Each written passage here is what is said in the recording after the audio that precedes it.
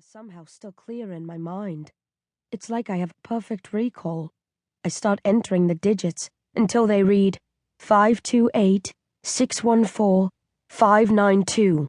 Then I push down on the slim handle and the door opens. I stare suspiciously into the gloom of the tunnel on the other side.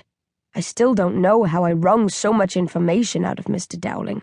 I hadn't planned to squeeze his secrets from him. I didn't think that I could. Something happened in the bridal suite that I had no control over, and it unnerved me. I don't like the fact that I operated on autopilot like a cold, calculating, experienced spy. But what are my options? I can't go back. Mr. Dowling will slaughter me on sight if I don't get out of here. I might be his beloved, but he can't let me live, knowing what I know. I've got to press ahead as fast as I can. It doesn't matter how I came by this knowledge. I need to cash in on it, and quickly, before the mutants lock down the complex and come hunting for me. I enter the tunnel and push the door closed behind me. There's no way of operating the lock from this side, so I just have to hope that Mr. Dowling's mutants don't spot the disturbance and investigate. Then I press on through the gloom. This area isn't brightly lit, just the occasional light. But that's okay. I know the way. I could find it blindfolded if I had to. The tunnel forks, and I take the left turn. Then a right, another right, a left. These tunnels are roughly carved. Mr. Dowling only used a few of his mutants when creating them, in secret, away from the gaze of his other followers. All of the workers were killed once they'd finished, like the slaves who built the tombs for the pharaohs in ancient Egypt. He didn't want anyone to know about this hidden network. It was created for his personal use only. More twists and turns. I take them without thinking, following the map that was clear as crystal inside Mr. Dowling's brain. He often comes here to check on his deadly prize, standing before it in ecstatic but horrified awe, like a worshipper at the shrine of some old destructive god. There are several entrances and routes. He tests them all out on a regular basis, making sure the doors work, that the paths are clear of cave-ins, that no one has been sniffing around his toxic treasure.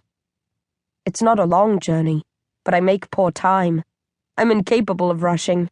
Still, as slow as I am, I'm dogged, and eventually I draw to a halt at another locked door. This one is protected by 4 combination locks, each requiring a 12-digit code, and you need a serious stash of dynamite to make an impression on the door or wall. It would take a crack team a lot of time and hassle to break through.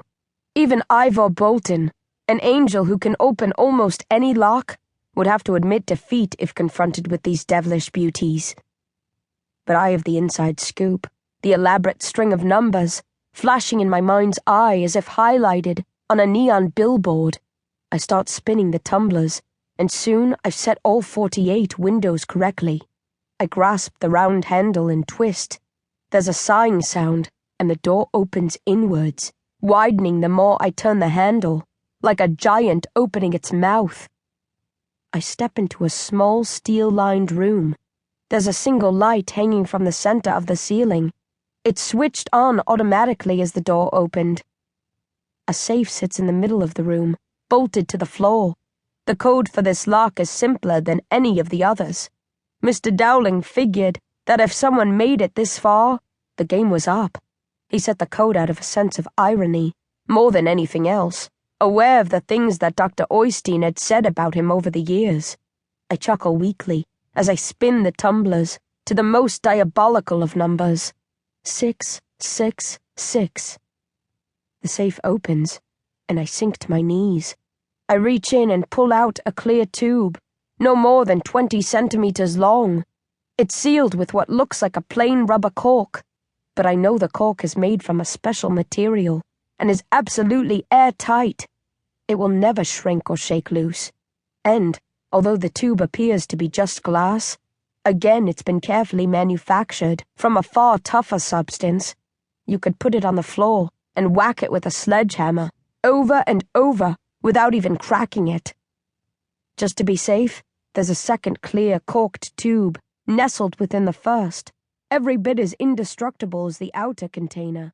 And then, snuggled